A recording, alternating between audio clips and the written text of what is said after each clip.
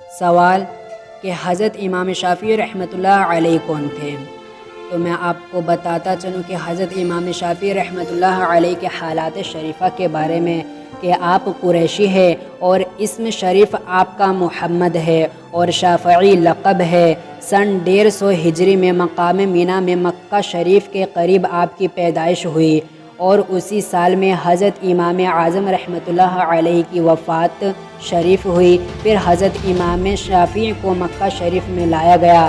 آپ 7 برس کی عمر میں حافظ قرآن ہو گئے تھے اور بہت سی حدیثیں بھی یاد کر لی تھیں۔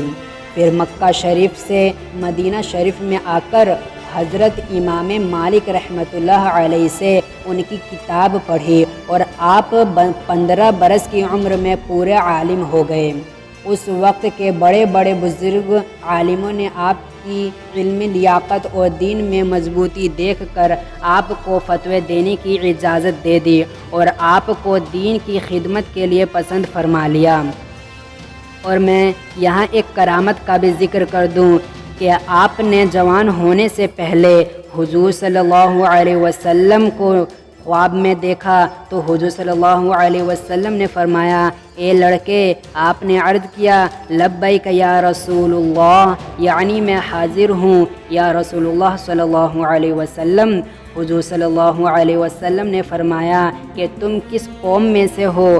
آپ نے عرض کیا یا رسول اللہ میں قریشی ہوں۔ حضور صلی اللہ علیہ وسلم نے فرمایا میرے پاس آؤ اور اپنا منہ کھولو۔ حضرت امام شافعی رحمۃ اللہ علیہ فرماتے ہیں کہ میں نے پاس جا کر اپنا منہ کھول دیا۔ حضور صلی اللہ علیہ وسلم نے اپنا آب دہن میرے منہ میں ڈالا اور فرمایا اللہ تعالیٰ تمہیں علم میں ترقی اور برکت عطا فرماوے۔ آپ فرماتے ہیں کہ اس خواب کے بعد علم حدیث میں مجھ سے کوئی غلطی نہیں ہوئی۔ آپ جب علم کی پڑھائی سے فارغ ہوئے تو حضرت امام مالک رحمۃ اللہ علیہ سے اجازت لے کر بغداد میں گئے، وہاں کے عالموں کو امتحان دیا اور سند حاصل کی۔ پھر مکہ شریف میں تشریف لے گئے، پھر بغداد میں گئے، پھر وہاں سے مصر میں گئے اور وہاں رہ کر کتابیں لکھی اور علم پڑھانے میں مشغول ہوئے۔ 14 کتابیں اصول دین میں اور 100 سے زیادہ فروعات دین میں لکھی۔ حضرت امام احمد بن حنبل رحمۃ اللہ علیہ 3 لاکھ حدیثوں کے حافظ تھے، پھر بھی آپ کے شاگرد ہوئے۔ ایک دفعہ لوگوں نے حضرت امام احمد سے کہا کہ آپ تو حدیثوں کے حافظ ہیں، پھر کیا وجہ ہے کہ ایک جوان لڑکے کے شاگرد ہو گئے اور اس کی تعظیم کرتے ہیں؟